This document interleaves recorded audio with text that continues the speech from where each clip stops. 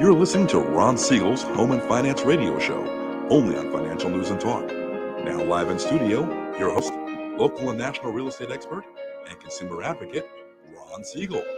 And hello again. Welcome to Ron Siegel Radio. This is the show with no real boundaries as we discuss current events, financial markets, politics, sports, even poking fun at the rest of the media. This is the show that connects the dots of confusion, delivered by conflicting media reports. We connect the dots, you know, the actions you can take, how your family or business can benefit from current events. Most of all, thank you for joining me. Within every market, there are solutions as well as tremendous opportunities. You just need some trusted guidance. That is my message, and I will be delivering it every day. We're a very focused show. We only chat about items that affect the roof over your head, your bank account, and anything I feel would benefit you. But before we get into our intriguing content today, please join me in welcoming our featured guest.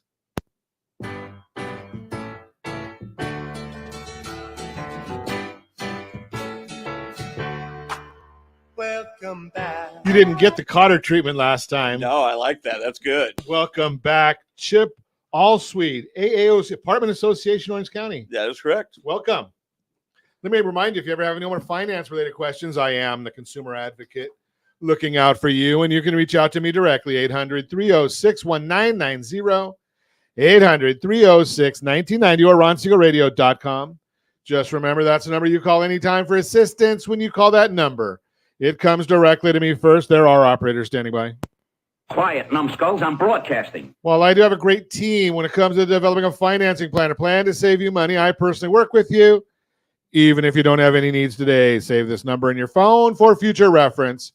800-306-1990, 800-306-1990. And of course, we're celebrating today. What are we celebrating? There's a lot to celebrate today. But I don't know why they do these in this order, but the National Cinnamon Bun Day. They saved the best for last on here. So National Cinnamon Bun Day. Oh, let's see what else we've got. Pumpkin Seed Day. National Walk to School Day. Does anybody walk to school anymore? I know I watch my nieces. They don't walk to school. I know, Josh, you take your kids to school every day, right? Josh takes his kids to school. No one walks to school anymore. I don't know. That's old story. Golf Lovers Day. Okay, not for a guy with bad knees. That doesn't work too well. The next two go together, though. National Vodka Day. What's your favorite vodka? Belvedere? Chopin? You know, the problem is I know too much about vodka. That might be a little bit of a problem. But vodka martini, 3 blue cheese olives. That's just the way to do it. And then you won't care where you go get tacos after that, because today is also National Taco Day. And we shouldn't walk away from this one because I almost did. First Wednesday in October is National Coffee with a Cop Day. Coffee with a Cop Day. I like that one. And being that we're talking about coffee with a cop, how about Anaheim Confidential coming up October 13th? That's when Anaheim raises money. The Anaheim Cops for Kids. They raise money, and it's a great, great fundraiser. It's a great event. Think about this one. If you ever watch the news, and why would you anymore? But if you ever watch the news, you're actually hearing about different events that go on. Well, this happens at the Anaheim Confidential. They actually talk about a very high-profile homicide in the city of Anaheim. And the detectives that solved the case walked through from start to finish what it was like to solve the case. Anaheim Confidential, October 13th. Go to AnaheimConfidential.com. You can get tickets right there from them. Love that event. It's a great event. Let's see what the markets are doing today. Dow Jones Industrial Average now up 66 points. S&P 500 up 1972. The NASDAQ is up 125. Oil down $3.76 a barrel. Little bit of good news coming out of OPEC Plus, just saying that they're not going to reduce production. And there is a chart floating around. Yes, I have no life, so I do watch these things. That shows the futures of gasoline. Now, when we talk about oil, that's not gasoline futures. That's oil. That's the West Texas crude. down $3.73 a barrel. But the prices of the futures on gasoline have been actually going down, which is nice. So maybe we'll get a little bit of relief in gasoline prices, but we are in California. So actually, I guess gas prices in California down a little bit also. $5.98. Who would think that's down? That is the current average for California. Yesterday it was $6.02. A year ago it was $6.41. Ooh. Ow! Yeah, let's take a look and see though. Josh, you're over there at $5.07. You went up a bit. You were down in the high fours for quite a while. And we don't even want to talk. I love our underwriter. We got a great underwriter. And I'm envious every time because we look at her gas prices, $3.30 a gallon she's paying for gasoline in Louisiana. Let's see. I don't know. Should we talk about Florida, being that we've got the loser from Florida was all over the news last night? You could tell that I'm not a fan of Matt Gaetz. It's a family show, so I can't say that. But the bottom line, what chaos did this character cause? 8 House Republicans control the other 200. So now we get the week of doing absolutely nothing because they're all on hiatus until next Wednesday. Thanks, Mr. Gaetz. You did great. Unreal listening to these morons. Unbelievable. And obviously, well, we're in California, so we know that the Democrats did not vote in any way. So basically 8 Republicans join all of the Democrats. How's that sound? I wonder if Mr. Gaetz will use that in his re-election, being he's in Congress, and they get reelected every 2 years. I wonder if he'll be going out talking about, I joined the Democrats to get rid of Speaker McCarthy. Think that's going to be his slogan? I wonder if somebody runs against him, maybe that will be their slogan. A vote for Matt. A vote for the Democrats. I just throw that out there. It is what it is. What else is going on in the world? So we talked about gas prices. We're watching inflation numbers, still not good, although we did get the ADP jobs report today. And it's one of those things right now when we're looking at interest rates and we look at mortgage rates, bad is good and good is bad. So we only had 89,000 new jobs created in the ADP report. That's not good, but it's helping mortgage rates today. Try and figure that one out. Now, will the day end that way? We'll see. It's been holding up so far this morning, so we'll see what happens on that one. But, it's a bit of chaos out there. You're listening to Ron Siegel Radio, discussing your real estate, current events, and the financial markets. When we come back, we got a workshop we're going to talk about. What do builders do to hold prices that we don't do on the resale side of housing? We're going to talk about that. Home prices are not falling. We're going to talk about that. And talking about lunatics, we'll talk about the Santa Ana City Council. All that and more. Reach me anytime. Off-air number 800-306-1990, 800-306-1990, or RonSiegelRadio.com. Facebook.com/Ron Siegel Radio. And if you miss any part of our broadcast, Ron Siegel 1 on YouTube. Ron Siegel, the numeral 1 on YouTube. Stay tuned. We'll be back in just a few. Ron Siegel Radio. Your home and mortgage connection. Hey there, friends. Wondering if now is the right time to buy a home? Or are you waiting for a bunch of foreclosures? The facts speak loud and clear. Defaults and foreclosures are down, sure. We might be headed towards a recession. But did you know interest rates typically drop and real estate values often go up during a recession? So what are you waiting for? Higher prices or higher payments? Don't navigate these waters alone. Connect with RonSiegelRadio.com today. That's RonSiegelRadio.com. You're listening to Ron Siegel's Home and Finance Show with local and national expert Ron Siegel. Now, here's Ron. Welcome back to Ron Siegel Radio. Within every market, there are solutions as well as tremendous opportunities. You just need some trusted guidance.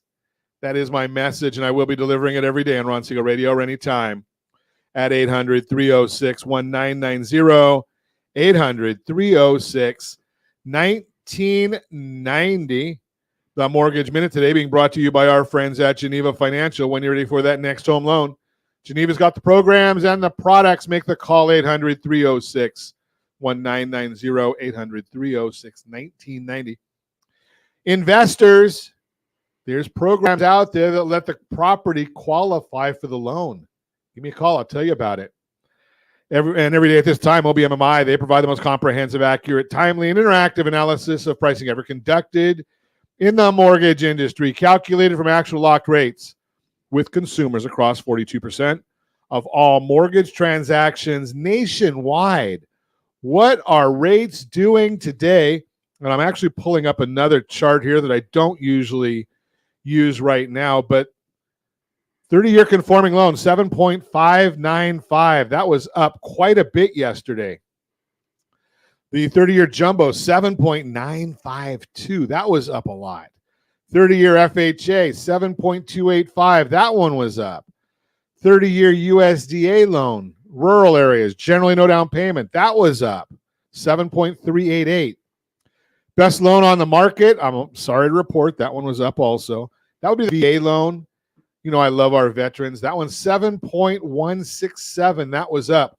Now, what am I looking at here right now that I don't generally report on is the Mortgage Bankers Association actually came out with their numbers. They release those in the morning, every Wednesday morning. I'm trying to find the exact number here. Is the applications down 22%, refinances down 7%, interest rates increased to about 7.5%. What did I just say that they were at is on Optimal Blue or OBMMI? 7.595 is what the locks were yesterday. If you want to get our report every morning, we put it out as early as we can. Go to rsrmarketminute.com, rsrmarketminute.com.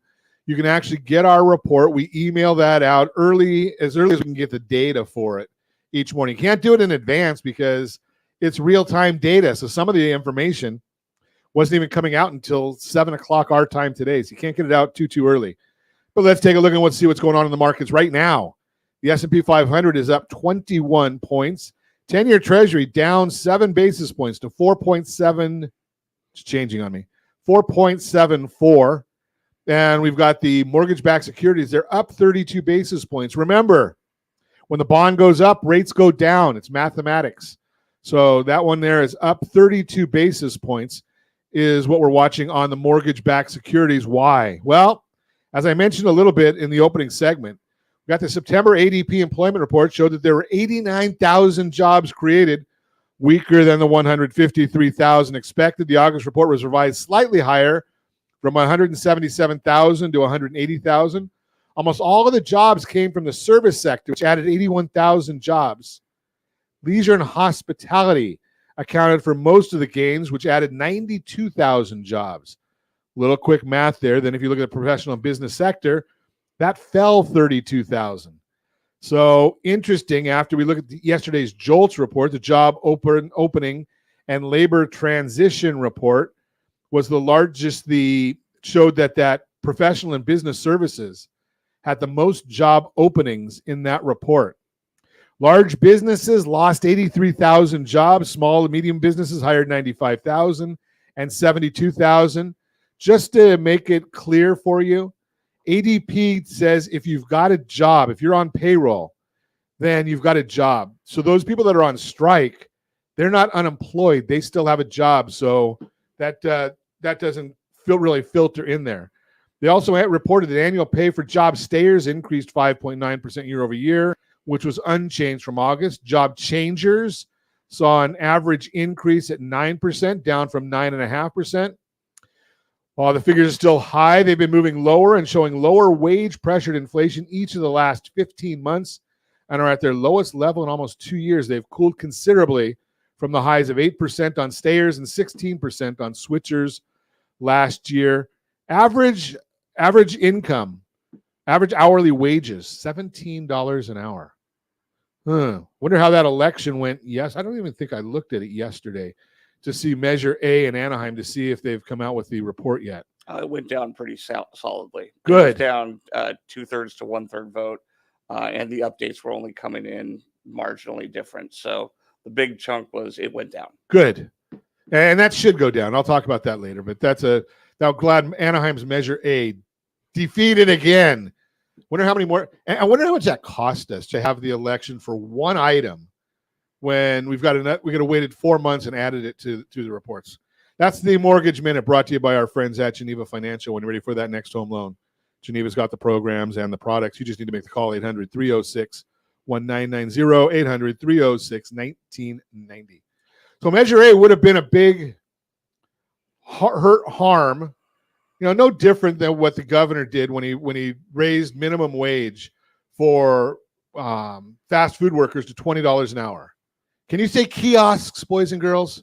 So what's that going to do to unemployment when we already saw that unemployment in California is already up to 4.6% when the national average, or when it was at 3.8 in California? Just throw that out there. But on another measure of hurting the citizenry, we're going to chat with Chip Ahlswede, Apartment Association of Orange County. He's out there advocating to help people. And in Santa Ana, the city council, I'm not going to say exactly what I'm thinking because, again, it is a family show. Give us a rundown, Chip. I know you were here a few months ago talking about how the city council's trying on the auspices of helping people. They're really going to do a lot of harm. That is exactly what our message was at the time, and that was more predictive than anything. And now we're in the actual application period where they rolled out their rent registry, and most cities that have some form of rent control will implement a registry where a landlord has to put all of the information about their tenants and the leases into some sort of a registry. However, typically what happens is it's just information about the lease, so they know whether or not the rates were compliant with their rent control regulations there. City of Santa Ana decided. So back that up a little bit. Sure. So when you say they just put in, so they say 123 Main Street, I'm renting out for $1,000. More or less, typically. Okay. Or they'll add in, maybe last time I raised it $100. Okay. So they know roughly what the situation is with each lease. And in that instance, my guess, and I'll let you get to this, but okay, 123 Main Street, rents for $100. I raised it $50 last time without rent control. And now with rent control, I raised it $300. Typically what we are seeing is that anybody that has a rent controlled unit, they will raise it to the absolute maximum that they can, because the ability for you to catch up later on, if you don't, means that you're losing value in your property, means that you're losing value in your rents, means your cap rate's down. I mean, you name it, everything falls apart when you don't go to the maximum amount. And everybody in Santa Ana is raising the rents the maximum they can now. So 2 questions that come up there. Number one, why do they want to hurt the renters? And why would an investor want to buy in Santa Ana? I'll answer the second question first. Why would a renter why would an investor want to buy in Santa Ana? You may be in a position where we are going to see a turnaround because we have a council that is divided on this policy. They're jamming things through at the last minute, and we are in the middle of seeing a recall on one of those council members that's jamming this stuff through. Good. So you may be able to pick up a deal, but look closely. Pick up a deal translates to values dropping. Values are absolutely dropping. Most investors are not even looking at Santa Ana. When I talk to brokers, they say they don't even want to look at it. Kind of like Los Angeles. Exactly like Los Angeles. Right? Why would you want to be a landlord in Los Angeles? So what else are they trying to jam through here other than just that? And I'm not sure there's a problem with saying, okay, what is it renting for and what was the last increase, as long as there's not a rent control on there.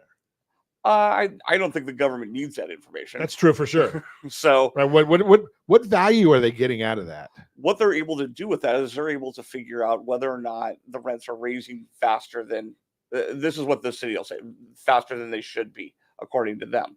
However, what they did with this is they rolled it out and they sent it to every property owner, whether you're a landlord or not, if you don't claim a homeowner's exemption. Then they asked you to come back and prove that you're not a landlord if you're not a landlord. Prove that you're proven negative. That's a good one. Exactly. That always works out well, Yeah. So that was the first thing they did. So you got a lot of people that maybe they have a Mills Act property, a historic preservation, that they're not claiming a homeowner's exemption. Maybe it's a second home. They're not claiming a homeowner's exemption. Maybe they've got a family member living there. We actually know of one person who had 2 vacant lots that are zoned single family that got the letter to prove that they're not renting out the vacant lot. Can I put a Coleman on there? I think you probably Coleman could. Temps here there. Okay. So it's crazy. Yeah, so the city didn't even think this through when they launched it. But then when they launched Well, now wait a second. The city didn't think it through when they launched it. Surprise. That's a little shocking. You're absolutely right. But on top of that, they decided to go beyond what a typical rent registry asks for, information about the lease itself, the lease rate. They want copies of the lease. They want copies of all notices of the lease. They want the names of everybody that's living in the unit, whether they're on the lease or not, which creates a problem we'll talk about in a minute. They want to know the contact information for everybody in there, their email, their phone number. So now you got a database with all the contact information. Goodbye your privacy rights. Yeah, there's never been a breach of contact information of any of these places. They're all ultra secure. Absolutely. And They want their social security numbers too? I'm surprised that they haven't asked for that, because they actually did ask also for what language do these people speak, which is a gross violation of the Fair Housing Act. Right. I mean, the irony there, Chip, is that I kind of laugh because, as you know, I lead a lending team. Mm-hmm. And one of the later sections of the mortgage application says, ethnicity and language and male, female, age, all this stuff. I mean, wait a second. We can't use any of that, but we got to collect all that data. Doesn't that just kind of seem a little backwards? It certainly does. And in your instance, that's for an individual application. Right. They want a complete list of everybody in the city that's renting a piece of property, whether they're on the lease or not. They want to know how to get a hold of them and what language they speak, which any government agency that pulls that data, ICE could come in and say, here's a probability of anybody that may or may not have legal status, and here's how we get a hold of them. Why would somebody even want to give that information? We're going to continue our conversation with Chip Ahlswede when we come back. You're listening to Ron Siegel Radio, discussing your real estate, current events, and the financial markets. Home prices not falling. We'll talk about it. What do builders know and do that the average home seller doesn't? We'll talk about that as well. You can reach me anytime off air, number 800-306-1990. 800-306-1990 or RonSiegelRadio.com, Facebook.com/Ron Siegel Radio. And if you miss any part of our broadcast, Ron Siegel 1 on YouTube. Ron Siegel, the number 1 on YouTube. Stay tuned. We'll be back in just a few. Ron Siegel Radio. Your home and mortgage connection. 79% of all credit reports have errors that should be corrected through factual disputing. You could be saving thousands every year if your report was accurate. CreditSanitizer.com provides a free credit report audit when you furnish a specific $1 credit report. You can use this information to request corrections to your report and potentially save thousands of dollars. Get your free credit audit at CreditSanitizer.com. That's CreditSanitizer.com for a free credit report audit. CreditSanitizer.com. You're listening to Ron Siegel's Home and Finance Show with local and national expert Ron Siegel. Now, here's Ron. Welcome back to Ron Siegel Radio. Within every market, there are solutions as well as tremendous opportunities. You just need some trusted guidance. That's my message, and I will be delivering every day on Ron Siegel Radio. Or anytime at 800-306-1990.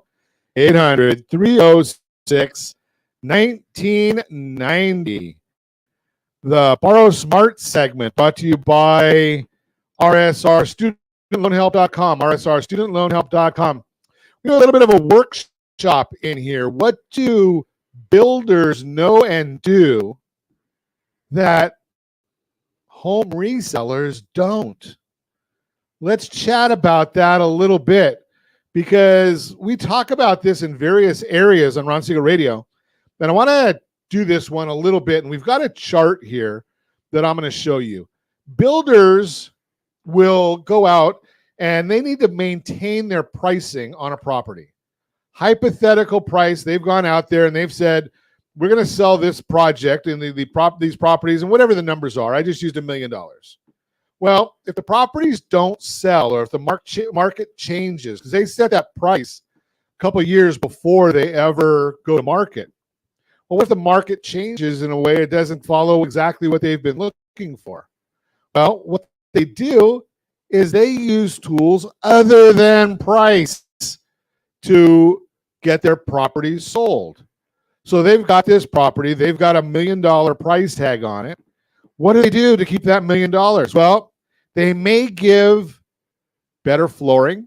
Maybe they're going to give better appliances.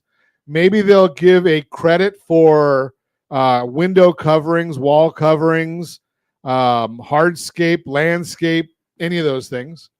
But sometimes what they do, and many times, is they go and they say, we're going to give you a concession to help more people afford the property.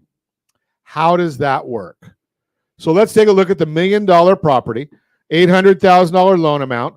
Don't worry about what I tell you is the interest rate, because I don't know what you're going to qualify for. I don't know what rates are going to do beyond the next 5 minutes. I'm not even sure what they're going to do in the next 5 minutes. But I'm just going to say, okay, what if rates are at 8 1/8 right now? 8.414 is the APR for those compliance people who are listening and always trying to catch us. That gives you a payment, principal, interest, taxes, and insurance, $71.48.32 a month with $228,000 to close. Now, in some instances, what does the consumer do if they're reselling? Well, what they do is they say, okay, I'm going to take it, I'm just going to reduce the price, $50,000. The norm is 2 to 6% in the state of California. I just used $50,000 because it's simple. Loan amount goes down to $760,000. We keep the interest rate the same, 8.125. Again, an 8.42 is the APR. The payment dropped $357. That's a little bit of help, right? That's a $67.90 payment, principal, interest, taxes, and insurance. And you save a little bit of money on the cash to close because you did drop that price to not $217,000. What would the builder do? He would say, I'm not going to do a $50,000 price drop. I'm going to do a $50,000 interest rate buy down. I'm going to help with the payments. Now, it has to be done the right way. If it's not on the contract properly, it will trigger high cost and predatory lending violations. We don't like that. So we know how to do it the right way. Get us involved early. Bring the pricing back up to $1 million. Same 20% down, $800,000 loan. But using that $50,000 will get us down to a 6.625 interest rate. 6.625. We like that idea. 6.708 is the APR, again, for the compliance people who are listening. That brings our payment down to $6,330. That's an $817 per month savings. That's almost, maybe it is almost $10,000 a year. Think about that one. 10,000 times 10 years, is that $100,000 in savings? Now, the big question comes up, okay, Ron, what happens if it doesn't appraise? Well, it's going to appraise because you're still at the same list price. Everyone else is sold at the same price. But what if it doesn't? Well, we've thought about that because we just lower the appraisal. What if it goes only down to $900,000? Keep the loan amount the same. We just manipulate the loan to value in a legal way. Keep the interest rate the same, 6.625. APR, 6.708. Payment stays the same, $63.30.83. But hey, guess what? In the last two options, our cash to close is down at $213,549, lower than all the others. That's what builders understand that home sellers don't. If you want more information on this, if you've got a house that you're thinking about selling or you've got listed and it hasn't sold, before you ever do a price reduction, call me and let's explain this scenario and see if it'll work for you. If you've got a great realtor who's marketing the property properly, they can go out there and put it all over the place. This property qualifies for payment assistance. maybe to the tune of $817 a month. What does that do for affordability? How many extra people can qualify for that? That's the Borrow Smart segment brought to you by rsrstudentloanhelp.com, rsrstudentloanhelp.com. Continue our conversation this morning. We're chatting with Chip Ahlswede, Apartment Association of Orange County. We're talking about the brainiacs, my word, on the Santa Ana City Council. You know, if I did some of the stuff you do, I'd have even less hair than I have.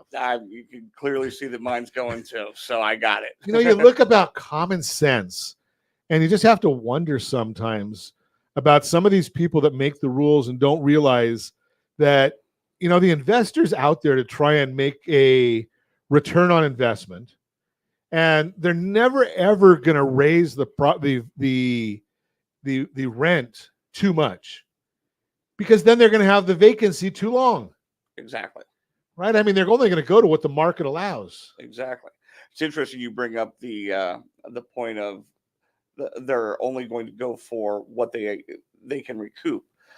I think we may have mentioned last time that we're in the process of suing the city over it, because in the California Constitution, you actually have a right to a reasonable rate of return, but the city of Santa Ana's rent control indexes it below the rate of inflation. And in doing so, they're violating the California Constitution, which provides that right to a reasonable rate of return. So, yeah, their lack of understanding of not just investors, but the state laws around investing is clearly a problem. So if you prevail, then what happens at that point? Because you can't go back and charge those people the difference, you know, the renters the difference. So, you know, the landlords, the investors, they're the ones that have the harm. So is there going to go back after the city for the difference? So there are actually, I believe it's 2 different lawsuits against the city on that element itself, and they will be going back for that. Now, as far as ours, no, it resets it back to the way it should be, which is comply with the state law. So that's our goal. That's down the road. I mean, you know how long court takes. Yeah. So we're looking at, unless you're running for president. If you run for president, then it goes a little quicker. Yes, it does. But that's a whole different story. So it's going to be years that could be. I don't think it'll be that long. Most recent move was that the judge asked us to go to mediation, which I appreciate that they're trying to keep things out of the court. At the same time, I don't know what mediation there is to have here. We don't want the rent control law. The city does. So our goal is to try to get it out that way. Additionally, we're also trying to get new council members in to change that.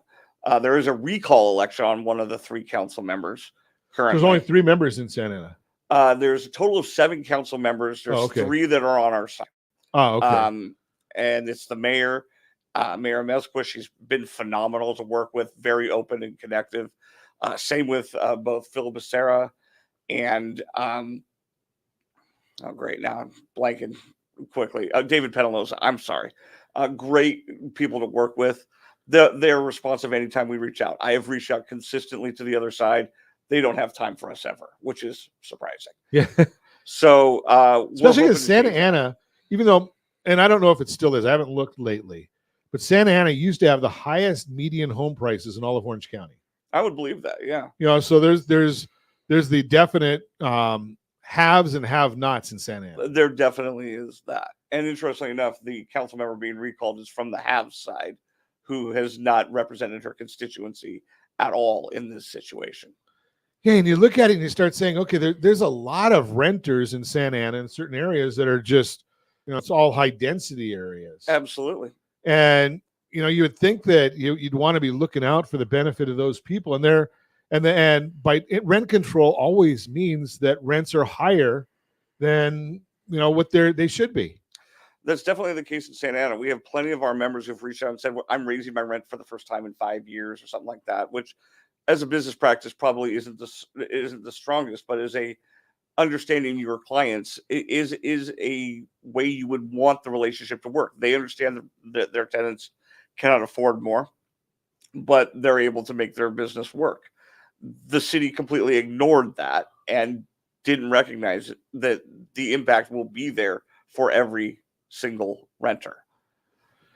Yeah, that's it's kind of interesting because when my family had rentals, we used to go on the philosophy that, keep the property rented.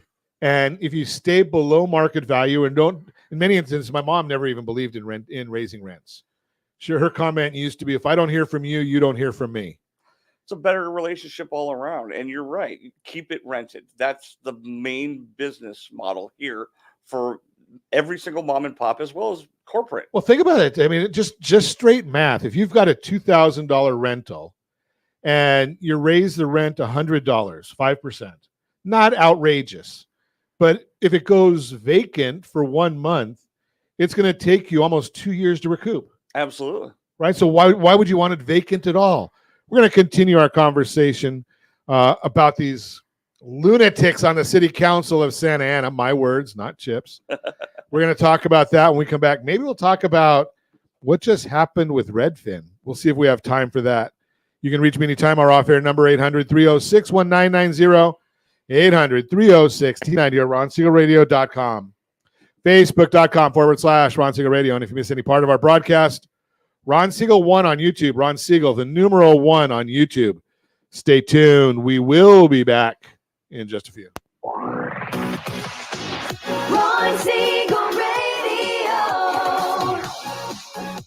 Your home and mortgage connection. Do you know a homeowner experiencing divorce? Do you know a real estate reference and the divorce decree could cost tens of thousands of dollars? A certified divorce mortgage planning and real estate report could save you thousands of dollars, and it's free from your local certified divorce lending professional. Reach out to Ron today. RonIsMyLender.com. Again, RonIsMyLender.com. Licensed under NMLS 217037, Equal Housing Lender. You're listening to Ron Siegel's Home and Finance Show with local and national expert Ron Siegel. Now, here's Ron. Welcome back to Ron Siegel Radio. Within every market, there are solutions as well as tremendous opportunities. You just need some trusted guidance. That is my message, and I will be delivering it every day on Ron Siegel Radio or anytime at 800-306-1990, 800-306-1990.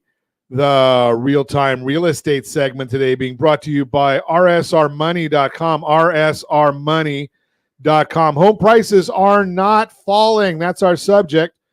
During the fourth quarter of last year, some housing experts projected home prices were going to crash in 2023.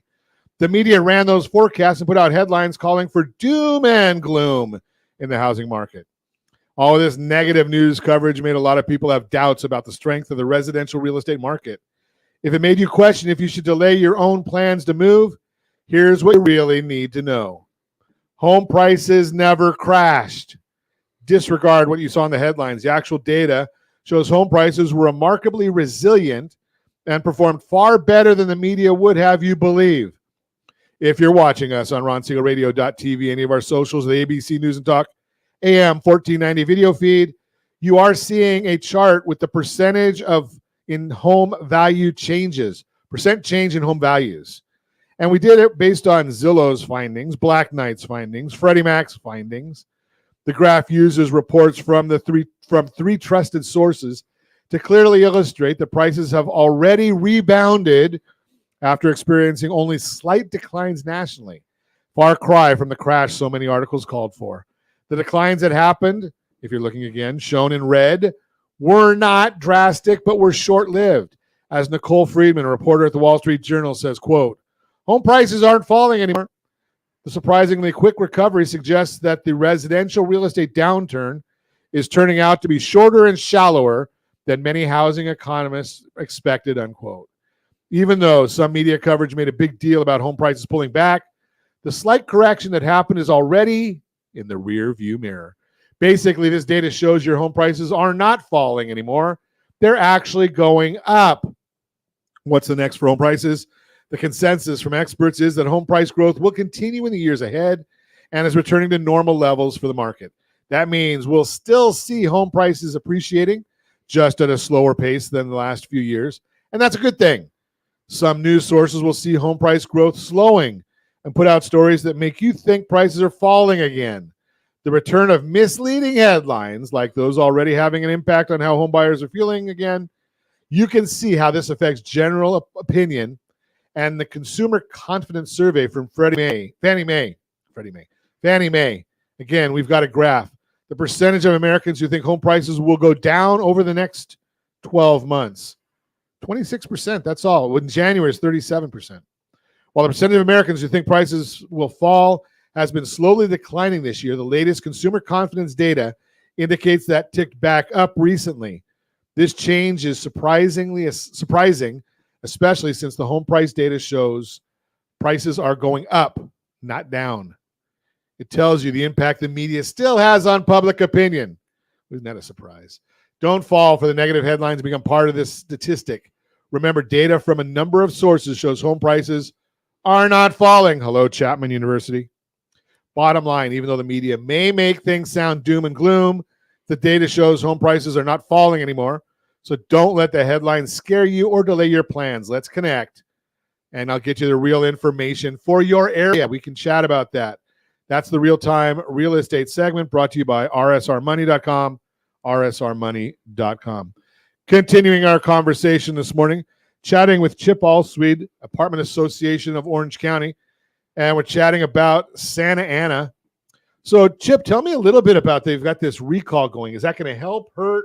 What do you think is going to what's going to be the outcome with that? I think it's going to help a great deal. And earlier in this show, you mentioned it's National Have a Coffee with a Cop Day. Yes. In Santa Ana, that's definitely the case because it was the police officers who first brought this recall forward and qualified it and said they've had enough of people being permissive of the crime in town, allowing things to happen, the drunkenness, the homelessness, the vagrancy, the drug use, all of that. And they said, this is enough. We need to get rid of the people who are supporting this. And in Ward 3, Jessie Lopez, the mayor pro tem, she was one of the main people driving this permissiveness. And the cop said, enough. So definitely have a coffee with a cop in Santa Ana. Thank him. Yeah, absolutely. Thank him for everything they do every day. Absolutely what they do every day, because the things that they put up with are astounding. It's ironic that you say that as far as the recall issue, because I did have an online chat with somebody in the last couple of days. And, Anaheim, in East Anaheim, Anaheim Hills area, they're looking at in a quarter-mile area, doing a 507 unit project, add 507 new homes, and like a quarter of a mile from there, another 400. Right. And, some people said, well, it's already a done deal. And I said, well, see how much of a done deal it is if you get somebody to initiate a recall against some of the city council members or the mayor. That's very true. See how much of a done deal those things are. Yeah. And that's why we're actually seeing them scramble to get things passed before she gets recalled. So it looks like it's going to happen. Oh, the recall's happening. The ballots drop Friday the 13th, Okay. Nice Same day as Anaheim Confidential. Exactly. So it's an all-mail ballot, and everybody will be in Ward 3, which is the northern part of the city, will be getting their ballots that Friday, and they have to get them in by November 14th. We anticipate to be a decent turnout because the signature gathering effort that the police officers did and everything like that really showed there's a lot of dissatisfaction with this council member. Well, that's an interesting one when you think about it. So if you're out there thinking about it, somebody comes up to you and asks you to sign a recall petition, and it happens to be a police officer, it's going to carry a little, for somebody like me anyway, that carries a lot more weight than Joe Citizen putting a recall petition in front of you. Very true. And you that would be a police officer that's on duty. They may or may not live in the city, but care enough to come back and volunteer their time because they can't do it while they're in uniform. Sure. And so it's a police officer out of uniform. A police officer out of uniform asking you to take a look at what they're trying to do to keep your city safe.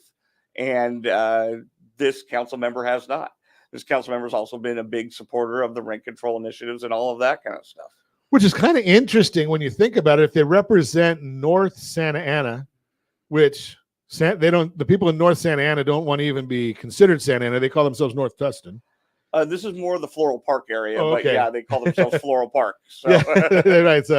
So it's fascinating how that happens. But so that's coming out. The recall ballots are the 13th. They drop the 13th. The discussion that the council will have on the rent registry will be on the 17th.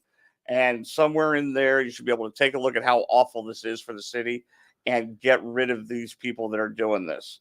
Jessie will be the first one to go, hopefully, because of the way she's treated all of these issues. That would be everybody there, get their ballots in by November 14th. And then November 2024, we can go after 3 of the other council members that are bringing this stuff forward. Oh, I'm sorry, 2 of the other council members bringing this stuff forward. Well, there's a couple of different issues in there that really, to me, that you've highlighted that I don't like. Obviously, I don't like the government controlling money. Right. If it's an individual, let the market control that. But regardless of your situation, whether you're the tenant or the landlord, do I really want the city to know my name and everybody that's in my property and every email of everybody that lives in my house and the phone numbers of everybody in my house and papers, please? Yeah. I mean, it's as invasive as it gets. Yeah, that's just going way. It's a big government overreach. It might sound more like Venezuela than Santa Ana. Well, right, and how many people, and I'm not getting partisan or prejudice or anything, but there's a lot of people that are immigrants that have moved to Santa Ana. Absolutely. Right, they wanted to leave that kind of government control. Absolutely. And here they are. A lot of them are probably living with family members until they get their feet on the ground, that kind of thing. Which is a typical immigrant way. Absolutely. Right? We're a country of immigrants. And they may or may not be willing to give their contact information up because they don't want to be harassed by anybody. They don't even want to have a bank account. Many times that is very much the case. Yeah. Right. I mean, I used to have an import-export company, and a lot of my people in the warehouse, they came from Mexico. We had papers and everything on every one of them. But the bottom line is they didn't trust the banks because of what they had fled. Absolutely. And here you've got a situation on top of that where, knowing that they may be living with family members and that kind of thing, they may be outside of the HUD standards for how many people can live in a unit. And the last thing they want to do is give their contact information up and admit that they may be doing this. In a temporary situation like that, they really this is the problem when councils don't think through the actual implications of the policies they pass, and they just rush things through. And now the city is now trying to put this on the ballot to make it part of the city charter.